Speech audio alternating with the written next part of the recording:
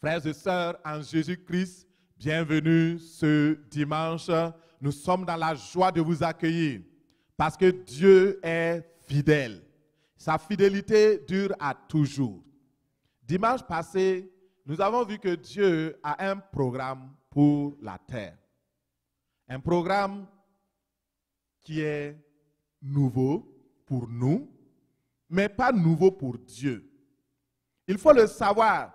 Il ne faut pas dire, nous avons découvert un nouveau programme. Oui, c'est vrai, c'est un nouveau programme, mais le programme est nouveau pour nous. Il n'est pas nouveau pour Dieu. Dieu le connaissait, il l'avait déjà conçu, il savait que ce temps arrivera où l'Église va être recherchée. Les rachetés vont bénéficier d'une reconnaissance et la bénédiction du ciel viendra sur leur vie. Nous avons pris des exemples et nous avons démontré comment ce nouveau programme va se dérouler. Et nous avons promis que nous n'allons pas dévoiler tous les secrets dans le premier message et que dans le deuxième message, nous allons aller en profondeur.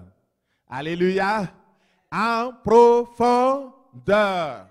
De profondeur en profondeur. La Bible dit que la profondeur appelle la profondeur. Plus vous allez en profondeur, plus votre espace s'élargit. Alléluia. Et nous allons aller en profondeur dans la parole de Dieu au nom de Jésus. Ces derniers temps, j'ai prié et vous voyez que l'autel de la prière a commencé à se chauffer. Chaque matin, nous prions. Pour toutes les personnes qui m'écoutent, vous pouvez aussi vous connecter à nous de 6h à 7h du matin. Nous faisons ce que nous appelons le cri matinal, l'offrande du matin qui est agréable à notre Dieu. Et frères et sœurs, joignez-vous à cette prière. Elle est bénéfique. Il y a de grands témoignages. Moi-même, je suis un témoignage vivant de ce renouveau spirituel, de ce réveil individuel. Je dirais que je ne suis plus la même personne qu'il y a lundi passé, parce que le Seigneur m'a renouvelé par sa puissance, par sa force, au nom de Jésus. Aujourd'hui, nous allons aborder en profondeur l'avenir de l'Église et des rachetés. Le Seigneur m'a révélé quelque chose sur son Église et sur les rachetés. Et il m'a dit, c'est difficile que tu comprennes cela par ta petite intelligence. Mais je vais t'amener dans ma parole. Je vais t'amener dans des dimensions où tu pourras comprendre toi-même, saisir cela et communiquer à mon peuple. Et c'est pourquoi ce que nous allons prendre, c'est vraiment infiniment, ça dépasse infiniment ce que nous allons dire aujourd'hui. Et je prie que le Saint-Esprit de Dieu qui m'a parlé puisse aussi te toucher. Que ce ne soit pas seulement ce que tu reçois de moi, mais le Saint-Esprit va vraiment te révéler la profondeur de sa parole. Au nom de Jésus, et je prie pour cela. Je prie contre tout obstacle même à cette révélation dans ta vie. Au nom de Jésus. Père, que la paix demeure dans la vie de tes enfants. L'assurance et la foi leur soient communiquées maintenant pour ce qui concerne l'avenir de l'Église et des rachetés ce matin. Au nom de Jésus, nous avons prié. Amen. Alors, nous regardons ce qui va arriver dans la suite des jours, dans la suite des temps pour l'Église. Genèse 49, verset 1. Ouvre ta Bible avec moi dans le livre de Genèse 49 et nous allons lire à partir du verset 1. Il est écrit dans ce passage, Jacob appela ses fils et dit, assemblez-vous et je vous annoncerai ce qui arrivera dans la suite des temps. Parole du Seigneur. Ce matin, le Seigneur nous a rassemblés aussi pour nous annoncer ce qui va arriver à la suite des jours, à la suite des temps. Qu'est-ce qui va se passer? Dieu est un Dieu de plan. Dieu est un Dieu de but. Dieu est un Dieu d'objectif. Il a tout créé pour un objectif divin. Et Dieu a planifié les choses qui doivent s'accomplir sur la terre. Un nouveau monde est en train de se mettre en place. Et ce Dieu tout-puissant, il a un programme pour toi, un agenda pour toi, un agenda pour ta famille, un agenda pour ton entreprise, un agenda pour ton travail. Il a quelque chose de spécial pour toi. Et il n'y a plus de temps à perdre. Nous devons nous lever. C'est pendant les temps de crise qu'on sait qui est qui. C'est pendant les temps de crise que les choses commencent à se faire voir. Les bonnes choses comme les mauvaises choses. Et le Seigneur veut que tu te prépares. Prends ce petit temps que tu as et prépare-toi. Prépare-toi. Parce qu'il y a de grandes choses qui s'annoncent. Au nom de Jésus. Et ce matin, ce que je vais te dire, c'est simplement ce que le Seigneur m'a révélé et qui est conforme à sa parole. Dans Genèse 49, verset 22, nous voyons ce que le Seigneur m'a montré. Il a dit, prends ce passage et je vais te communiquer la révélation future de mon peuple, des rachetés, ce qui va leur arriver dans la suite des jours. Nous lisons au nom de Jésus. Il est écrit, Genèse 49 et le verset 22. Joseph est le rejeton d'un arbre fertile. Le rejeton d'un arbre fertile près d'une source. Les branches s'élèvent au-dessus de la muraille. Ils l'ont provoqué. Ils ont lancé des traits. Les archers l'ont poursuivi de leur haine. Mais son arc est demeuré ferme. Et ses mains ont été fortifiées par les mains du puissant de Jacob. Il est ainsi devenu le berger, le rocher d'Israël. C'est l'œuvre du Dieu de son Père qui t'aidera. C'est l'œuvre du Tout-Puissant qui te bénira. Des bénédictions des cieux en haut, des bénédictions des eaux en bas, des bénédictions des mamelles et du sein maternel. Les bénédictions de ton Père s'élèvent au-dessus des bénédictions de mes pères jusqu'à la cime des collines éternelles. Qu'elles soient sur la tête de Joseph, sur le sommet de la tête du prince de ses frères. Amen. Alléluia. Merci Seigneur. Selon la révélation que j'ai eue de ce passage, le Seigneur me dit que Joseph est l'image de l'Église, l'image des rachetés. Et Jacob avait 12 enfants, 12 fils. Et parmi ses fils, il y avait un qui se distinguait. Il s'appelle Joseph. Et aujourd'hui, Dieu aime le monde. Il aime tout le monde. Mais il a quelque chose qui est précieux à ses yeux. Et l'Église est comme Joseph. C'est la prunelle de son œil. C'est celle sur qui Dieu lui-même plonge ses regards. Et ce matin, dans la prophétie de Jacob, Joseph est décrit comme un rejeton. Le rejeton d'un arbre fertile qui porte des fruits plantés auprès d'une source. Frères et sœurs, qu'est-ce qu'un rejeton? Le rejeton, c'est une nouvelle pousse du tronc d'un arbre qui a été coupé. Le verset 23 nous dit, ils l'ont provoqué. Ils ont lancé des traits meurtriers sur lui. Ils l'ont poursuivi de leur haine. Mais Dieu l'a gardé. Dieu l'a protégé. Alléluia. Et Joseph, c'est l'image de l'Église actuelle. L'Église a été rejetée. L'Église a été méprisée. L'Église a eu des temps de blessures. L'Église a été humiliée. Tous les gens qui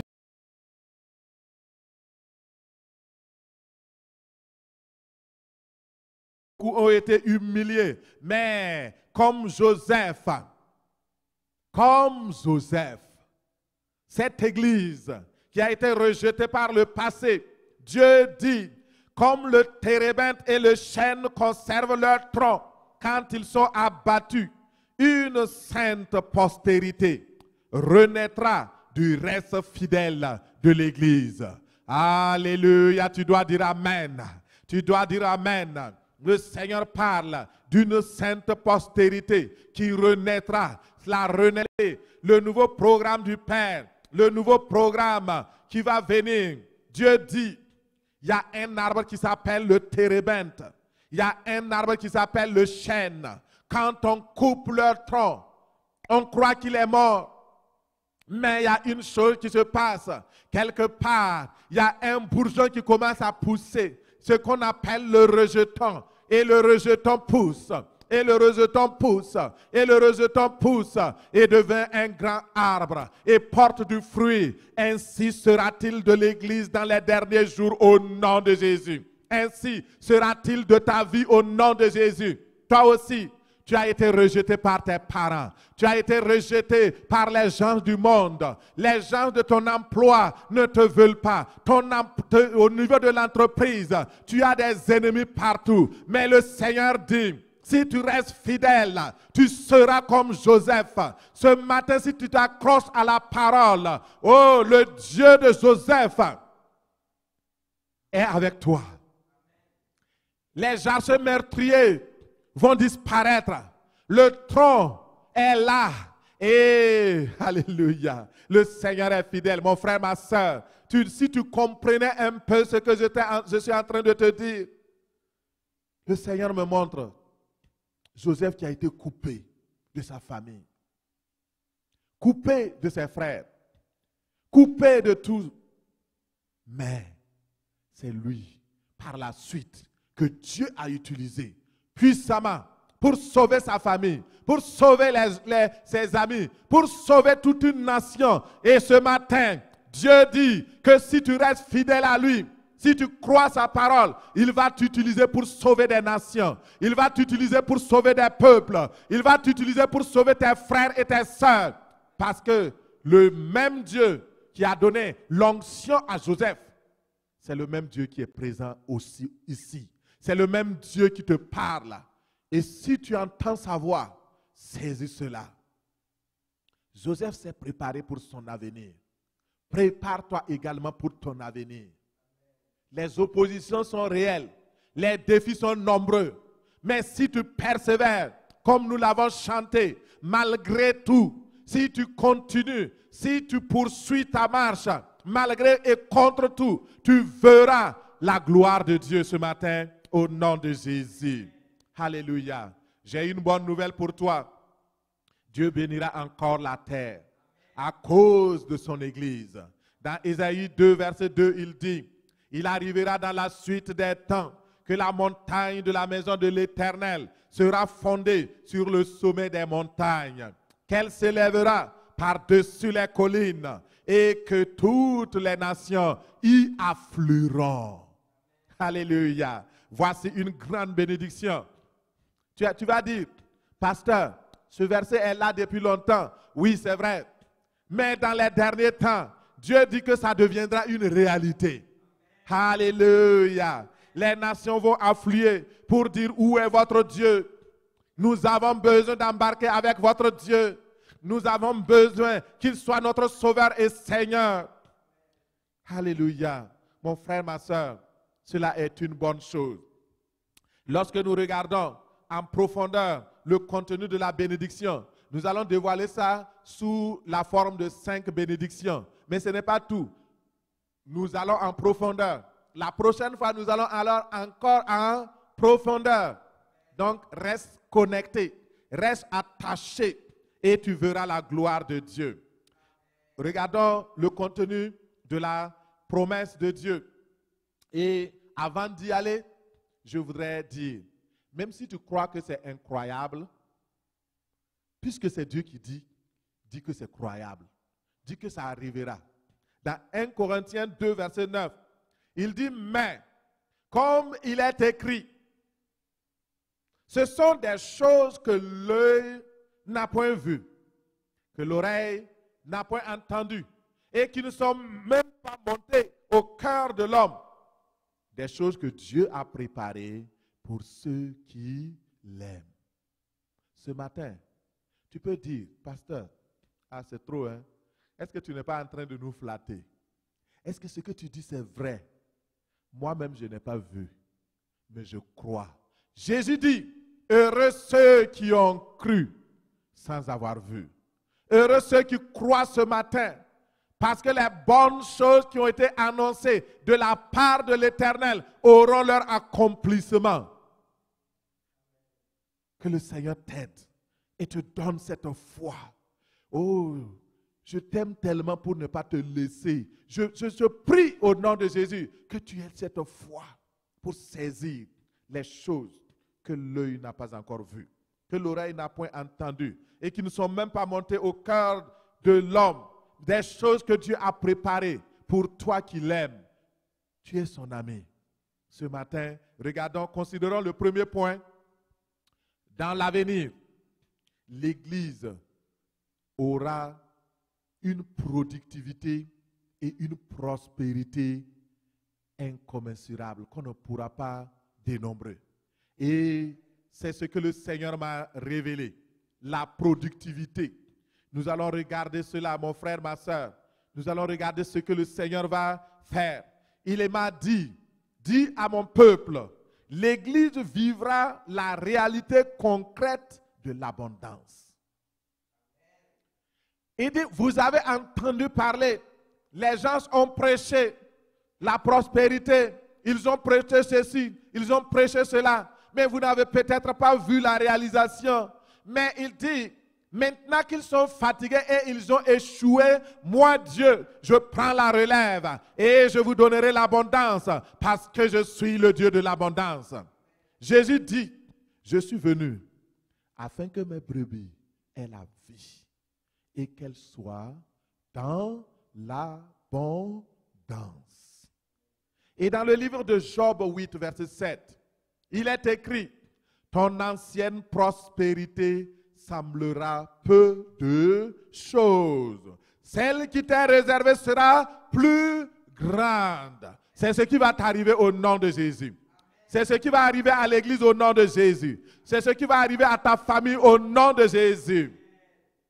Et dans l'image de la parole que Jacob a prophétisé sur Joseph, l'arbre fertile qui est au bord de la source, c'est l'image de la fécondité. C'est l'image de la prospérité. Et l'église sera comme cet arbre-là planté au bord des eaux. Elle poussera ses racines vers l'eau courante. Elle ne craindra pas la chaleur. Ses feuilles resteront vertes.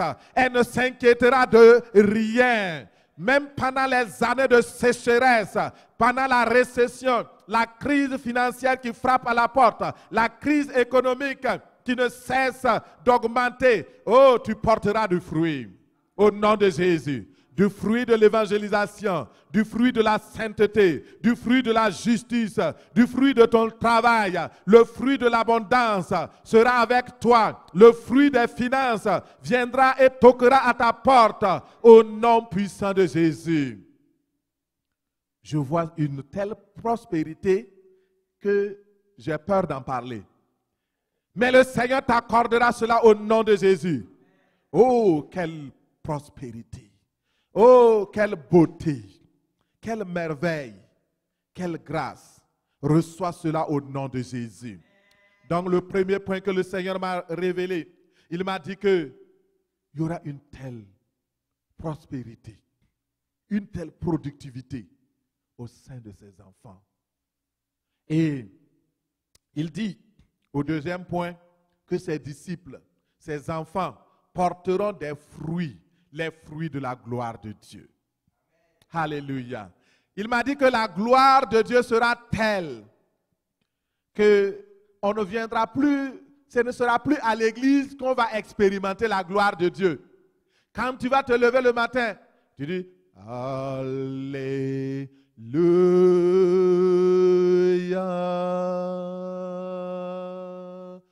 Alléluia.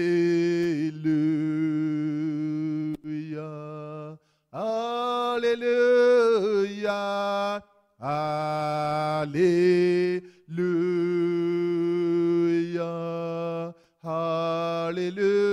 alléluia, Alléluia.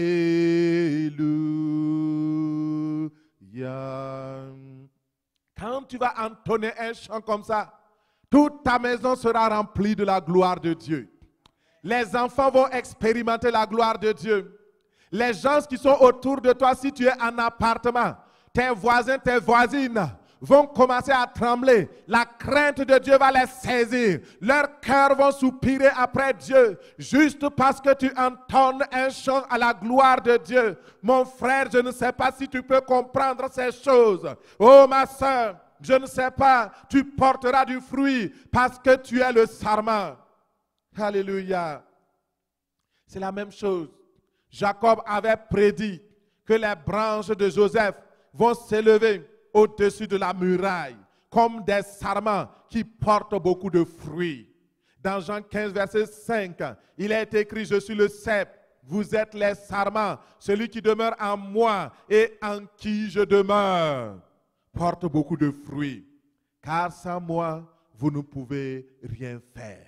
Le Seigneur dit que dans les derniers temps, tu porteras du fruit, le fruit de la gloire de Dieu, le fruit de l'onction, le fruit qui va être agréable à Dieu, le fruit de l'adoration, le fruit de la louange. Et dans les temps de la fin, la véritable Église du Seigneur va s'attacher à Christ, le véritable sceptre, pour porter du fruit à la gloire de Dieu notre Père. Qu'il en soit ainsi, au nom de Jésus. Amen. La troisième chose qu'il m'a révélée, c'est que l'Église va triompher. Il aura la victoire sur tous les ennemis. Et comme dans le cas de Joseph, selon la prophétie de Jacob, son ancêtre, la tribu de Joseph va être fortifiée. Il a des nombreux, il dit, comme Joseph, sa postérité aura aussi des ennemis. Et comme nous sommes l'image de l'Église, et de Joseph plutôt, Joseph est l'image plutôt de l'Église. Alors, mon frère, ce qui était dans l'ombre, nous sommes la réalité. Et c'est pourquoi Dieu dit que dans les temps à venir, l'ennemi va s'acharner. Il va se lever avec ses armées. Il va se lever avec la fausse Église pour contrecarrer le réveil. Mais il dit, ne t'inquiète pas, tu vas sortir de la fournaise, non seulement de la fournaise du Covid-19, mais même tes ennemis qui viendront contre toi. Avant, tu mettais du temps pour réussir la victoire. Désormais, la victoire sera instantanée. Quand tu prieras, tu verras les résultats. Tes ennemis vont venir te demander, s'il te plaît, laisse-nous tranquilles, laisse-nous vivre. Alléluia. Le Dieu de Joseph a été avec lui. Dans tout ce qu'il a eu, il l'a sauvé. Ainsi, l'Église aura toutes les armes nécessaires pour résister à ses ennemis. Son arc va rester ferme. Le Seigneur, le juste juge, va te fortifier, mais il te donnera la promptitude de l'attaque. Il rendra ton bras très agile au combat. Il exercera tes mains au combat et tu réussiras dans tout ce que tu entreprendras au nom puissant de Jésus. Dans Deutéronome 33, verset 17, il dit, de son taureau premier-né, il a la majesté. Et le Seigneur t'accorde sa majesté au nom de Jésus. Ses cornes sont comme les cornes de buffle. Avec elles, il frappera tous les peuples jusqu'aux extrémités de la terre. Elles sont les myriades d'Éphraïm, elles sont les milliers de Manassé. Ça, c'est la bénédiction prophétique que Moïse a béni Jacob, la tribu de Jacob. Et je prie ce matin que tu reçoives, oh toi qui as la majesté, oh, tes cornes sont comme des cornes de buffle. Tu frapperas des peuples jusqu'aux extrémités de la terre. Mission Rehoboth, tu frapperas des peuples jusqu'aux extrémités de la terre. Tu vas conquérir, tu vas réaliser, tu vas évangéliser, tu vas prospérer au nom de Jésus. Éternel des armées, merci. Merci pour les myriades de myriades d'Éphraïm qui sont les enfants spirituels, les milliers et des myriades de Manassé, qui sont les enfants nés de la mission. Merci parce que tu es fidèle. Merci au nom de Jésus. Alléluia. Merci Seigneur. Quatrièmement, l'Église sera mise à part par le pouvoir de l'élévation. Mise à part par un pouvoir surnaturel d'élévation. Dieu donnera à l'Église un pouvoir exceptionnel, extraordinaire pour gérer les affaires du monde. Alléluia. Oh, Reshimbaria Kandaraba Shekeribala. Oh, Nemayas Keributon Keribala Sandere Momodi Kelia Sakandebaria. Oh, Seigneur, merci. Il dit, des multitudes de Joseph vont s'élever à des niveaux de pouvoir extraordinaires. Comme Joseph a été élevé dans le pays d'Égypte, oh, toi aussi tu seras élevé dans ta nation, partout où tu m'écoutes. Le Seigneur te lèvera. Tu es un Joseph des temps modernes. Tu es un Joseph des temps modernes. Et le Seigneur t'appelle à te lever. Redresse ta tête. Lève-toi. C'est par toi que les peuples nombreux seront sauvés. Alléluia. Il dit, tu seras la gardienne de la paix, de la stabilité et de la sécurité des nations. L'Église sera gardienne de la paix et de la sécurité, de la stabilité et de la prospérité. Parce que tu vas prier, c'est à cause des prières de l'Église, c'est à cause de l'onction de bénédiction financière, de l'onction de bénédiction économique qui va tomber sur l'Église, que l'économie mondiale va se relever. Tu as eu un bras pour pouvoir agir en ce temps de la fin. Et le Seigneur dit, ne considère pas ta faiblesse. Joseph était aussi faible. Mais la différence, c'est que l'onction était avec Joseph.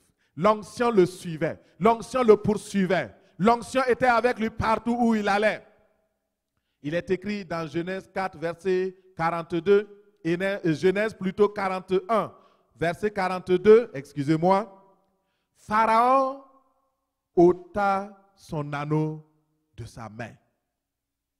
Pour te dire, Pharaon, c'était le dirigeant le plus fort de la planète de l'époque. Mais son pays était en crise. Il y avait une crise mondiale qui était annoncée à l'époque. Une crise alimentaire, une crise financière, une crise économique mondiale. Et Joseph, qui a eu la révélation de cette crise, lorsqu'il a expliqué le rêve de Pharaon qui ne comprenait pas. En fait, c'est Pharaon qui a eu la révélation, mais il ne comprenait pas ce que c'était. Dans son rêve, il a vu 7 vaches grasses.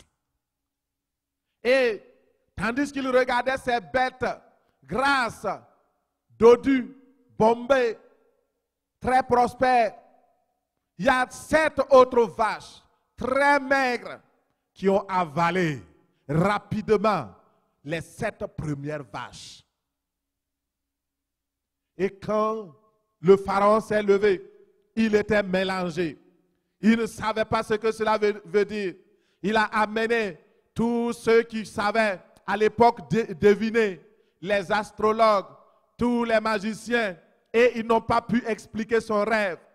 Et c'est là que Joseph va intervenir. Et mon frère, ma soeur, je prie dans le monde que les nations, les gouvernements, lorsqu'ils voudront trouver la solution à leurs problématiques, qu'ils trouvent dans les enfants de Dieu des personnes en qui ils peuvent faire confiance comme Joseph pour pouvoir agir, pour pouvoir résoudre les problèmes au nom puissant de Jésus. Et lorsque Joseph est arrivé, il a donné l'explication parce que l'Esprit de Dieu est sur lui. L'onction de Dieu est sur lui. Il était dans une prison. Il était confiné. Mais lorsque le roi avait besoin de lui, on l'a saisi de sa prison. On l'a retiré de la prison. Et de la prison, il est monté au trône. Et tu es dans la prison. Le Seigneur te fait monter sur son trône au nom de Jésus. Tu sortiras de la prison. Tu ne resteras pas en prison. Tu sortiras du confinement. Tu ne resteras pas dans le confinement. Dieu a un plan pour toi. Il ne peut pas te laisser. Il ne peut pas t'abandonner. Parce que son royaume doit continuer à grandir. Ses projets doivent continuer à prospérer. Et ce matin, je t'apporte la bonne nouvelle. Comme Joseph, tu sortiras de ta prison pour être élevé au nom de Jésus. Cette parole s'adresse à tous, mais à ceux qui croient, qui ont la foi de Joseph, pour saisir ce que le Saint-Esprit dit aux églises ce matin, au nom de Jésus. Amen. Merci Seigneur. Beaucoup de nations feront appel à des Joseph pour gérer l'économie des pays, gérer l'économie des nations. C'est ce que le Seigneur m'a révélé. Et ce matin, je prends la dernière promesse de Dieu. Les bénédictions multipliées et infiniment variées. Alléluia. Gloire à Dieu. Le Seigneur m'a dit, j'ai un projet de bénédictions multiples, de bénédictions infiniment variées.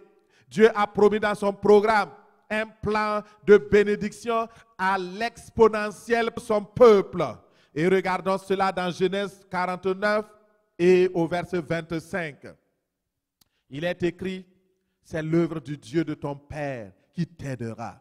C'est l'œuvre du Dieu Tout-Puissant qui te bénira. Des bénédictions des cieux en haut. Des bénédictions d'où? Des bénédictions des eaux en bas. Dans certaines traductions, il est dit des bénédictions de l'abîme. Des bénédictions des mamelles et du sein maternel. Des bénédictions de ton Père qui s'élève au-dessus des bénédictions de mes pères, jusqu'à la cime des collines éternelles, qu'elles soient sur la tête de Joseph, sur le sommet de la tête du prince de ses frères. Amen. Nous allons considérer cela. Qu'est-ce que le Saint-Esprit m'a révélé à propos de cela? Examinons de près ces bénédictions infiniment variées qui vont venir. Nous allons les décortiquer et tu vas les comprendre. Tu vas les comprendre ce matin. Alléluia. La gloire de Dieu, c'est de cacher les choses. La gloire des rois, c'est de sonder les choses. La gloire de ceux qui sont remplis du Saint-Esprit, c'est de sonder les choses. C'est de découvrir leur profondeur. C'est d'avoir la révélation du Saint-Esprit de ce qui arrivera. Et ce matin, reçois cela au nom de Jésus. Prenons d'abord les bénédictions des cieux. Dans le nouveau programme de Dieu pour son Église et pour la terre, toutes sortes de bénédictions spirituelles que Dieu a promises dans les cieux. Dans Éphésiens 1, verset 3, la Bible dit que Dieu nous a déjà bénis de toutes sortes de bénédictions spirituelles dans les lieux célestes. Laissez-moi vous dire ce matin, beaucoup de personnes lisent ces versets et ils s'enorgueillissent. Beaucoup disent, quand tu dis Dieu te bénisse, encore, ah non, non, non, je suis déjà béni. Dieu m'a béni de toutes sortes de bénédictions. Mon frère, mais quand tu regardes dans sa vie, tu ne vois pas aucune bénédiction céleste. La personne vit dans le péché, mange dans le péché, roule dans le péché,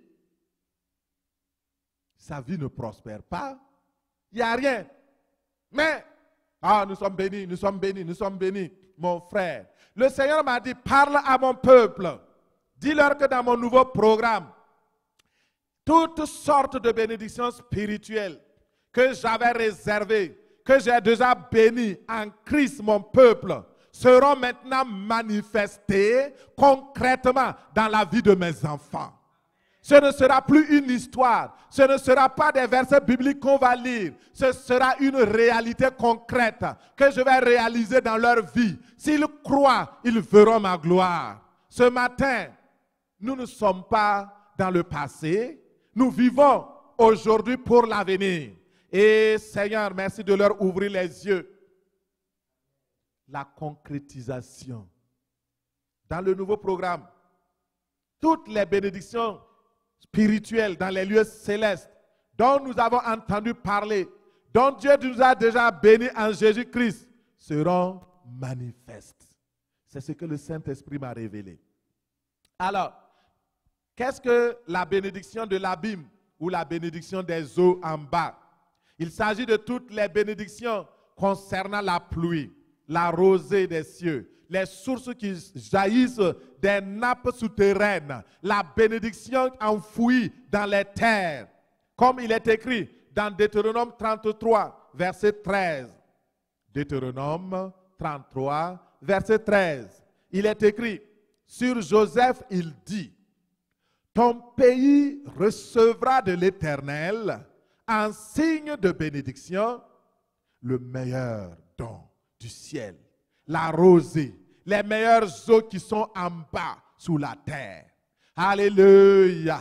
Alors, à cause de toi qui es le racheté de Dieu, à cause de toi qui es enfant de Dieu, ton pays recevra de l'Éternel en signe de bénédiction le meilleur don du ciel, la rosée céleste, les meilleures eaux qui sont en bas, et tu seras abreuvé des sources d'eau vive au nom puissant de Jésus. Amen. Mais ce n'est pas fini. Au verset 14, il dit, tu seras béni. Les signes de bénédiction, les meilleurs fruits du soleil, les meilleurs fruits de chaque mois, les meilleurs fruits des antiques montagnes, les meilleurs fruits des collines éternelles, les meilleurs fruits de la terre et de tout ce qu'elle renferme seront ta bénédiction. Ces bénédictions te poursuivront, ces bénédictions t'atteigniront, ces bénédictions vont être tiennes, vont être pour ta famille, pour ton assemblée, pour ton église, au nom puissant de Jésus. Dieu est fidèle. Oh, s'il pouvait ouvrir simplement vos yeux pour que vous voyez. S'il vous pouvait donner, dis-lui simplement, donne une image de ce qu'il dit, je vais comprendre. C'est tellement important. Dieu m'a donné des images. C'est ça qui m'a permis de décrire ces choses-là. Nous parlons maintenant des bénédictions des mamelles et du sein maternel. Qu'est-ce que cela veut dire? Il s'agit de la fécondité, le fruit des animaux, le fruit des hommes, les enfants que tu vas avoir, les fils et les filles qui vont naître de toi. C'est la bénédiction de l'Éternel.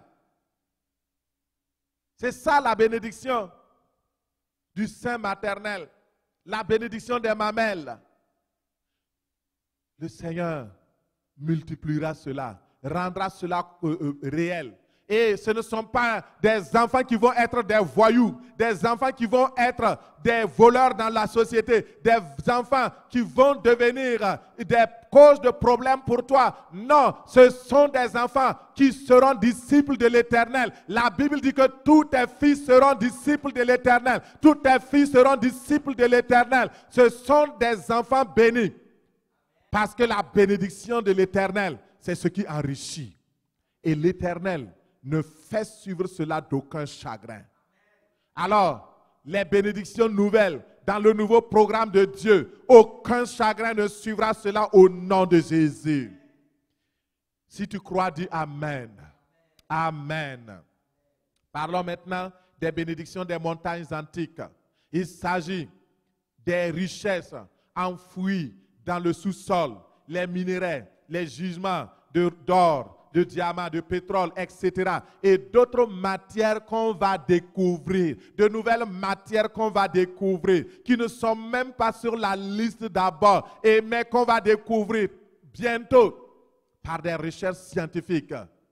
Mais le Seigneur fera que tout cela soit une réalité. Tu vas me dire, mais avant il y avait toutes ces choses. Mais est-ce que le peuple de Dieu en profitait? Non. Est-ce que les enfants de Dieu étaient des producteurs d'or? Non. Est-ce que les enfants de Dieu étaient des producteurs de diamants? Non. Est-ce que tous les enfants de Dieu, est-ce que les enfants de Dieu sont des propriétaires de puits de pétrole? Non. Mais cela arrivera maintenant dans le nouveau programme au nom de Jésus. Mon frère, ma soeur, tu peux dire, tu peux t'arrêter, tu peux même fermer ton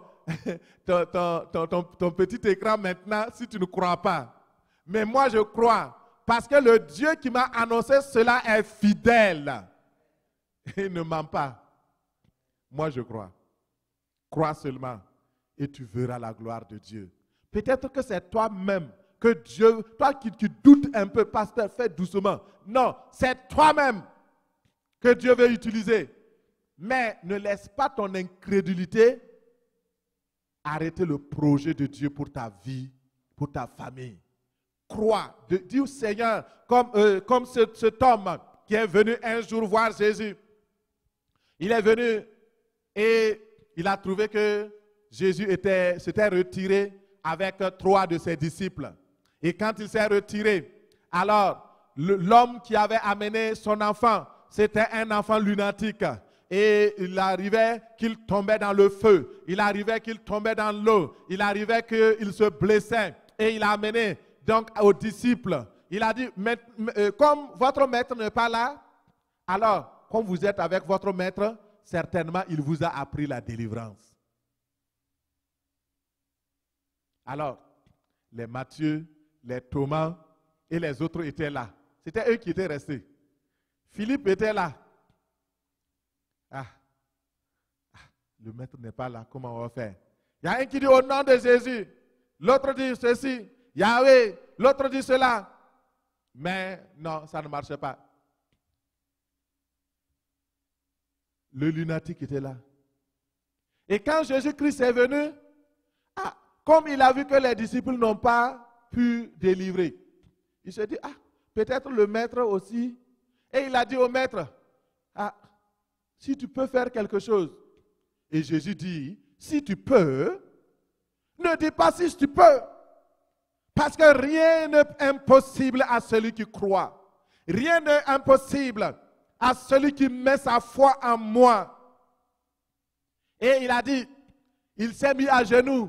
Il dit, Seigneur, viens au secours de ma foi. Viens au secours de mon incrédulité.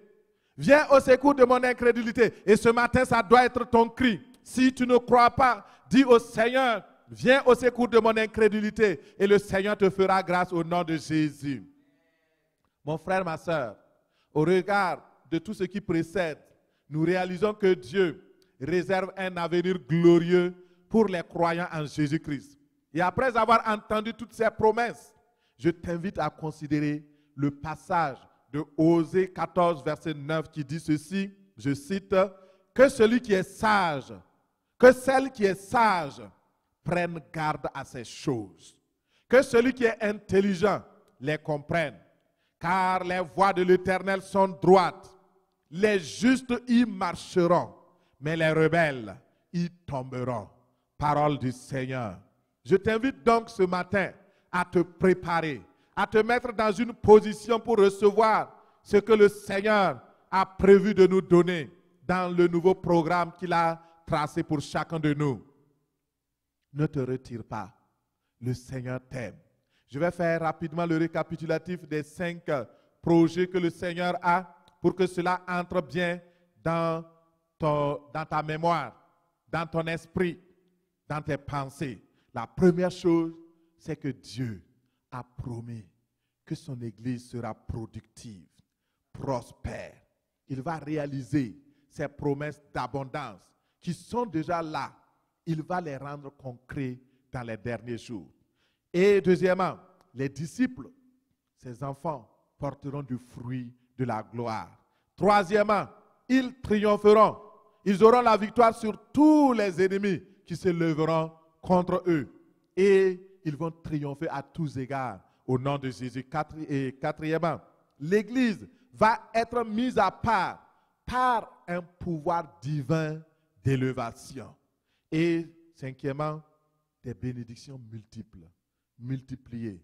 infiniment variées que nous avons vues. Des bénédictions qui viennent d'en haut, des bénédictions qui viennent d'en bas, des bénédictions qui viennent de l'Est, de l'Ouest, du Nord, du Sud, des bénédictions qui vont surgir de partout, qui vont combler les enfants de Dieu, les meilleurs produits du soleil, les meilleurs produits de chaque mois, les meilleurs produits des antiques montagnes, les produits des collines éternelles. Tu n'as jamais peut-être entendu parler de tout cela. Ce n'est pas grave. Dis au Seigneur, révèle-moi davantage. Montre-moi davantage ce que cela veut dire. Et ce matin, je t'invite à te préparer. Prépare-toi parce que Dieu a un avenir pour toi. Un avenir glorieux pour toi. Tu ne seras pas déçu dans le nouveau programme de Dieu. Alors, je vais te donner quelques éléments de préparation avant de prier pour toi. Les premiers éléments de préparation pour un avenir glorieux, c'est de devenir enfant de Dieu, ami de Dieu. Si tu veux vraiment profiter des promesses qui ont été données, des 5 bénédictions qui ont été énoncées, il faut devenir ami de Dieu. Parce que dans 1 Corinthiens 2, verset 9, il est écrit que ces promesses de l'avenir glorieux, ce sont des choses que Dieu a préparées pour ceux et celles qui l'aiment, c'est-à-dire qui sont amis de Dieu, ceux qui ont choisi Dieu comme leur Dieu, qui ont choisi Jésus-Christ comme leur Seigneur et Sauveur. Ceux-là sont devenus des amis de Dieu. Et ce matin, je t'invite, toi qui m'écoutes, si tu n'as jamais reçu le Seigneur Jésus-Christ dans ta vie, c'est le temps. C'est le temps. Et si tu le reçois, alors tu verras la gloire de Dieu. Comment devenir ami de Dieu?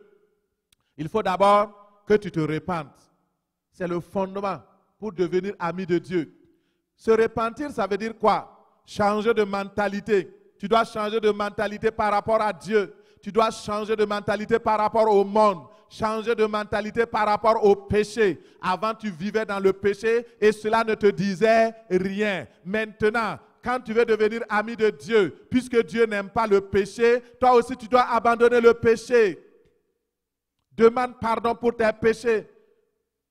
Donne ta vie au Seigneur Jésus-Christ.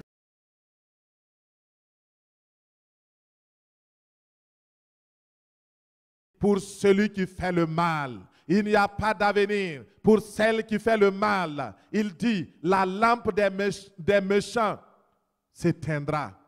Tu veux un avenir glorieux. Dieu dit qu'il n'y a pas d'avenir pour les méchants. Il n'y a pas d'avenir pour les ennemis de Dieu. Il faut, si tu veux avoir un avenir et de l'espérance, il faut que tu deviennes ami de Dieu, ami de Jésus-Christ. Alors, ce matin, tu peux choisir, tu peux faire un engagement en disant au Seigneur, je me détourne du mal, je me détourne du péché, je vais devenir enfant de Dieu, je vais devenir ami de Dieu. Je veux vivre une vie qui plaît à Dieu. Je veux avoir une relation intime et permanente avec le Seigneur. Et alors, la Bible dit, et c'est le Seigneur Jésus-Christ qui le dit, on ne peut pas mettre, on ne doit pas mettre du nouveau vin dans de vieilles outres. Il y a un nouveau programme qui est là.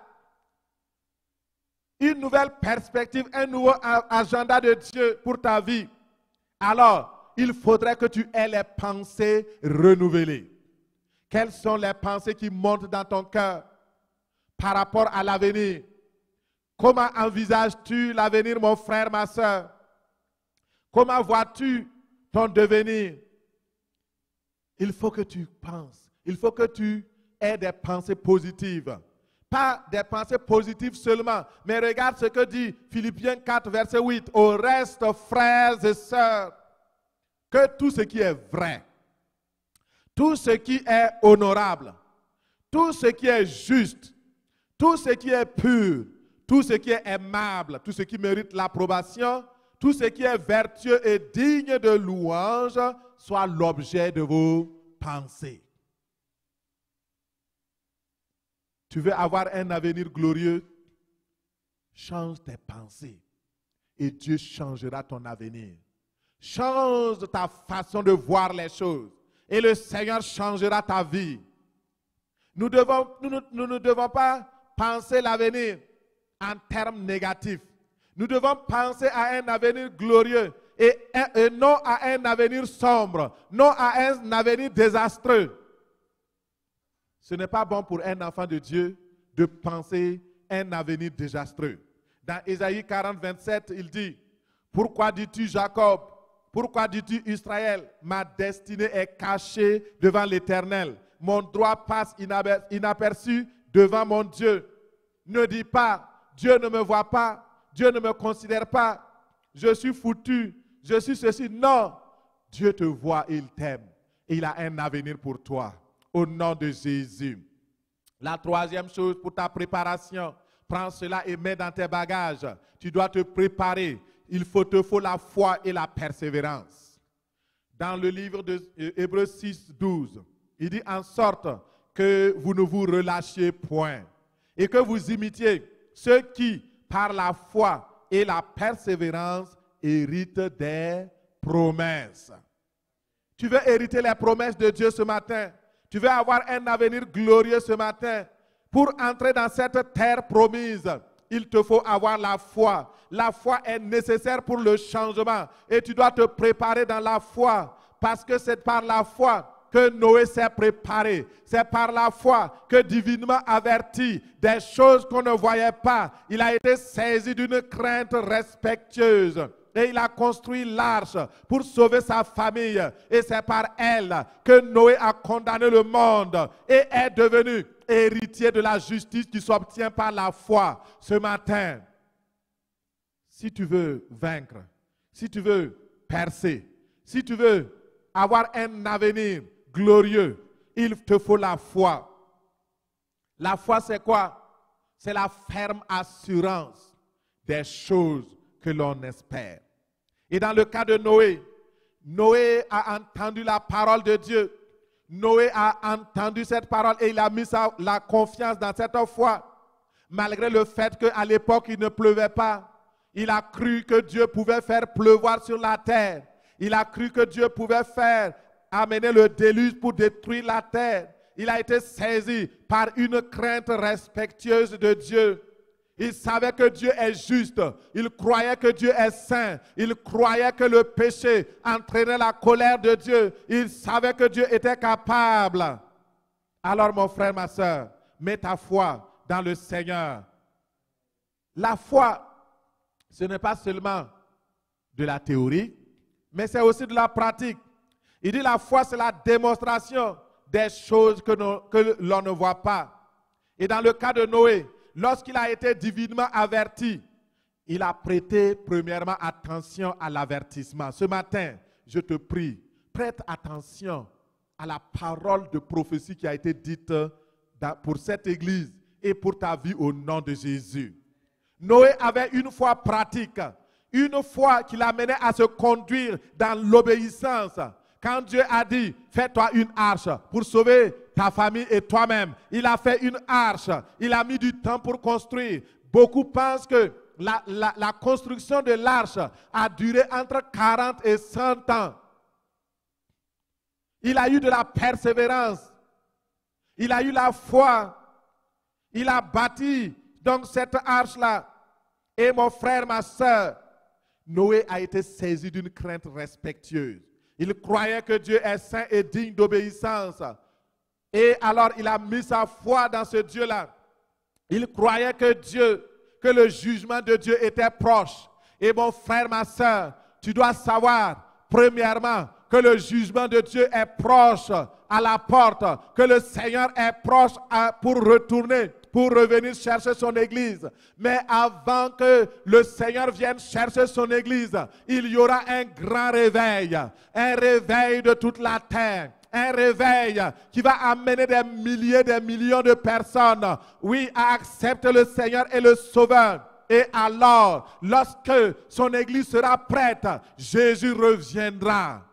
Il reviendra au son de la trompette et avec gloire. La dernière trompette va sonner et ceux qui étaient morts vont ressusciter. Ceux qui sont vivants vont partir avec lui. Lorsque l'Église sera enlevée, alors toutes les tribulations qu'on n'a jamais connues dans le monde vont survenir sur la terre. Les guerres, les épidémies, toutes choses pour terrifier la terre. Et en ce moment, les élus seront au ciel et vont recevoir les récompenses pour leur foi lorsqu'ils ont cru sur la terre. Noé s'est mis à construire une arche pour sauver sa famille. C'est le signe de notre préparation. Il s'est mis à se préparer. Et la Bible dit qu'il condamna le monde. Autrement dit, cela veut dire que par sa conduite juste, par son attitude de foi, il a démontré qu'il était possible à un être humain comme toi et moi de mettre sa foi en Dieu, de devenir enfant de Dieu, de devenir ami de Dieu. Et que ceux qui mettent leur foi en Dieu vont être sauvés. Ceux qui deviennent amis de Jésus vont être sauvés. Mais pour ceux qui persistent dans le mal, ils seront sans excuse. Ils finiront par être condamnés s'ils ne se repentent pas. C'est ce que cela veut dire. Il devient héritier de la justice. Noé a été sauvé à cause de sa foi. Par sa foi, il a été sauvé. C'est un exemple témoin aujourd'hui pour nous qui sommes arrivés à la fin des temps. Et Jésus-Christ a pris l'exemple de Noé pour dire comme il a été au temps de Noé, il en sera de même. Dans Hébreux 6, 12, il dit en sorte que vous ne vous relâchez point et que vous imitiez ceux qui, par la foi et la persévérance, héritent les promesses. Noé a été obéissant à la parole de Dieu. Et le quatrième point, c'est cette obéissance-là. Dieu avait dit à Josué que ce livre de la loi ne s'éloigne point de ta bouche. Médite ce livre de la loi nuit et jour pour agir fidèlement selon tout ce qui est écrit dans ce livre de la loi. Et alors, tu auras du succès dans tes entreprises. Alors, tu réussiras. Pour réussir dans le nouveau programme de Dieu, dans ta préparation pour un avenir glorieux, mets dans ton sac l'obéissance à la parole. Et finalement, la présence glorieuse de Dieu, l'onction du Saint-Esprit. Si tu veux réussir, il faut que tu sois une personne qui a soif et faim de la présence du Saint-Esprit. La Bible dit dans Genèse 39, verset 1, le Seigneur était avec Joseph, si bien que tout ce qu'il faisait lui réussissait. Ce matin, c'est la parole de Dieu que j'ai reçue pour toi. Tu veux que tout ce que tu fais réussisse? Recherche l'intimité de Dieu. Recherche la présence de Dieu. Recherche l'onction de Dieu. Recherche la faveur du Dieu fidèle qui ne ment pas. Et alors, l'onction va te poursuivre, va te suivre dans tes entreprises. Partout où tu iras, tu seras la tête et non la queue. Regardez dans le cas de Joseph, il était avec ses frères. À l'âge de 17 ans, il était la tête déjà. Il rêvait. Il avait eu une vision, une première, où ses frères se prosternaient devant lui. Le Seigneur lui montrait déjà qu'il était la tête. Après, c'est sa mère et son père qui se prosternent devant lui. Ça veut dire qu'il a monté de grade. Alléluia. Et partout où il allait, même dans le puits, il était chef. Alléluia. Derrière les brebis, il était chef. Quand il était esclave dans la maison de Potiphar, la Bible dit que Potiphar a mis tout sous son contrôle. Et tout ce qu'il faisait, toute la famille était bénie à cause de Joseph. Quand il était dans la prison, il était le chef des prisonniers. Alléluia. Même dans ta prison, sois chef. Domine. La Bible dit, domine là où tu es. Domine au milieu de tes ennemis. Domine au niveau du Covid-19. domine au milieu de cette génération perverse et corrompue. Domine dans cette pandémie. Domine au nom de Jésus. Alléluia. Oh, si tu peux te lever, nous allons prier pour terminer. Mon frère, ma soeur, ce matin, c'est un message prophétique. Et la façon de prêcher aussi est prophétique. Vous savez, quand le déconfinement va venir, il y a des gens qui vont sortir leurs livres et puis leur Bible et puis secouer la poussière pour venir prêcher les messages qu'ils n'avaient pas pu prêcher il y a je ne sais pas combien d'années. Le Seigneur dit, il m'a dit, change ta manière de prêcher. Tu n'es plus dans l'ancien monde. Je vais t'amener à prêcher de façon dont tu n'avais jamais fait. Et alors, préparez-vous. Et je me prépare. Je ne sais pas comment ça va se passer. Mais le Seigneur dit, regardant en avant, laissant tout ce qui est derrière, je cours. Laisse ton passé passer. Regarde à l'avenir. Prépare ton avenir dans le présent.